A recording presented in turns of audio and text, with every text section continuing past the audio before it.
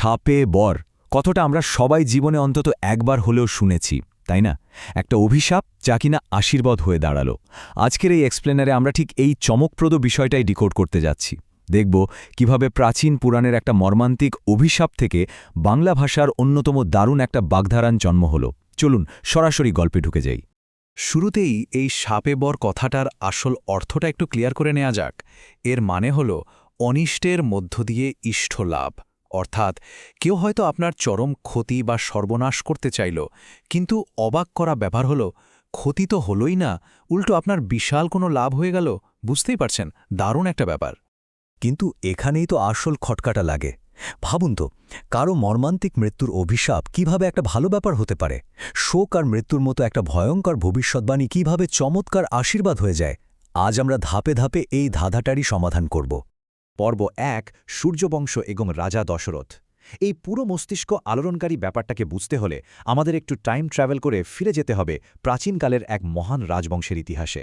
ঠিক ধরেছেন, কথা হচ্ছে সূর্যবংশের। এই গৌরবময় রাজবংশের শুরুটা হচ্ছে রাজা দিলীপ থেকে। এরপর এলেন রাজা রঘু, যিনি নিজের বীরত্বে পুরো পৃথিবী জয় করেছিলেন, আর তার নাম থেকেই কিন্তু এই বংশের আরেক নাম হয় রঘুবংশ। এরপর রাজা অজ হয়ে এই রাজদণ্ড অবশেষে গিয়ে পৌঁছায় রাজা দশরথের হাতে। কিন্তু সবচেয়ে ইন্টারেস্টিং বিষয়টা কি জানেন? এত বড় প্রতাপশালী শাসক হওয়া সত্ত্বেও রাজা দশরথ একটা বিশাল ক্রাইসিসের মধ্যে দিয়ে যাচ্ছিলেন। সুবিশাল সাম্রাজ্য, কৌশল্যা, কৈকেয়ী ও সুমিত্রার মতো ৩ রানী এবং শান্তা নামের এক কন্যা থাকা সত্ত্বেও রাজার মনে ছিল পাহাড় সমান দুঃখ।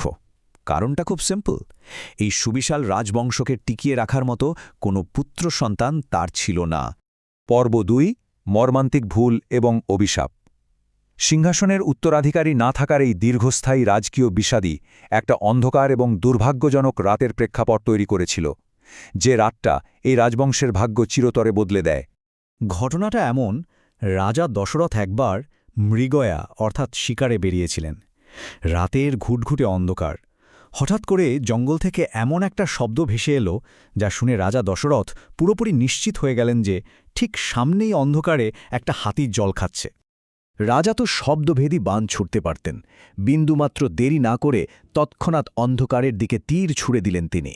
কিন্তু রাজা অন্ধকারে আসলে কি স্বীকার করেছিলেন? সেই লক্ষ্যের ভয়ানক বাস্তবতাটা একটু পরেই সামনে আসতে চলেছে। রাজা ভেবেছিলেন একটা হাতি হয়তো জল খাচ্ছে, কিন্তু হাতির বদলে রাজার সেই প্রাণঘাতী তীর গিয়ে বিদ্ধ করল এক অন্ধমুনির ছেলেকে। ছেলেটি আসলে নদীর ঘাটে কানায় কানায় পূর্ণ একটা কলসি থেকে জল ভরছিল। কলসিতে জল ভরার ওই যে বুদবুদ শব্দটা, সেটাকেই রাজা হাতির জলপানের শব্দ বলে মারাত্মক ভুল করে বসেছিলেন। নিজের নিরপরাধ ছেলেকে এমন মর্মান্তিকভাবে হারালে কান্না বুক ফেটে যায়।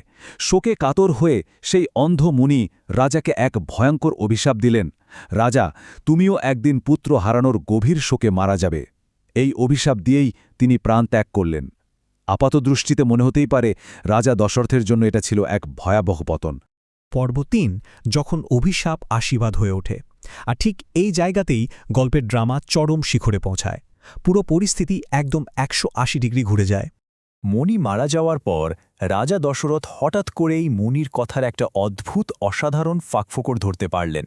একটু ভেবে দেখুন তো, অভিশাপটা আসলে রাজাকে গ্যারেন্টি দিচ্ছিল যে তার পুত্র লাভের গভীরতম ইচ্ছাটা অবশেষে পূরণ হতে চলেছে। কারণ লজিকটা খুব সিম্পল, শেষ পর্যন্ত পুত্র হারাতে হলে প্রথমে তো একটা পুত্র থাকতে হবে, তাই না? অথচ তার তো তখনও কোনো ছেলেই ছিল না। পর্ব ৪, সমাধান এবং পুত্রলাভ। এই অভিশাপই জাদুকরীভাবে রাজার শোককে আশায় রূপান্তরিত করে দিল। তিনি বুঝতে পারলেন তার ছেলে হবেই। রাজপ্রাসাদে ফিরে অবিলম্বে পুত্রলাভ নিশ্চিত করার জন্য শুরু হল পুত্রেষ্ঠি যজ্ঞ নামের এক বিশাল রাজকীয় আচার। এই বিশেষ যজ্ঞ থেকে পবিত্র পায়েস তৈরি হল, আর এই পায়েসটা ৩ রানীর মধ্যে খুব নির্দিষ্ট এবং বলতে গেলে একটা গাণিতিক উপায়ে বন্টন করা হল। প্রথম ধাপে কৌশল্যা ও কৈকেয়ী প্রত্যেকেই পায়েসের একটা করে অংশ পেলেন। এরপর তারা দুজনেই নিজেদের অংশের কিছুটা আবার ভাগ করলেন, আর এই ভাগ করা অংশগুলো দেয়া হল ছোট রানী সুমিত্রাকে। এর রেজাল্ট কি হলো জানেন? একদম চমৎকার। যেহেতু সুমিত্রা 2টি ভাগ করা অংশ খেয়েছিলেন, তাই তিনি লক্ষণ ও শত্রুঘ্ন নামের যমজ সন্তানের জন্ম দিলেন।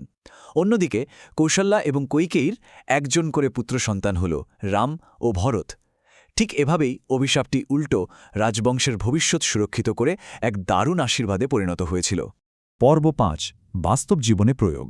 এই মহাকাব্যিক পৌরাণিক ঘটনাটি নিখুঁতভাবে এমন একটা গভীর ফিলোসফিকে ধারণ করে যা আমরা আজও দৈনন্দিন জীবনে ব্যবহার করি।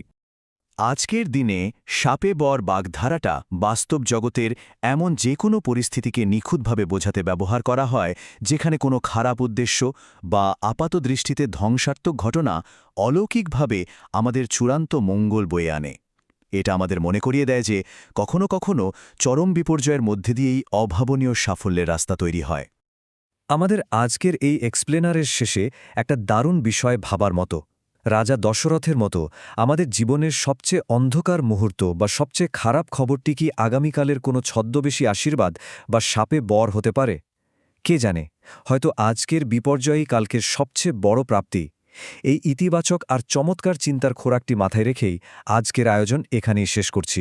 নতুন কোনো কৌতূহলোদ্দীপক বিষয় নিয়ে আবারও দেখা হবে। জ্ঞান অন্বেষণ চলতে থাকুক।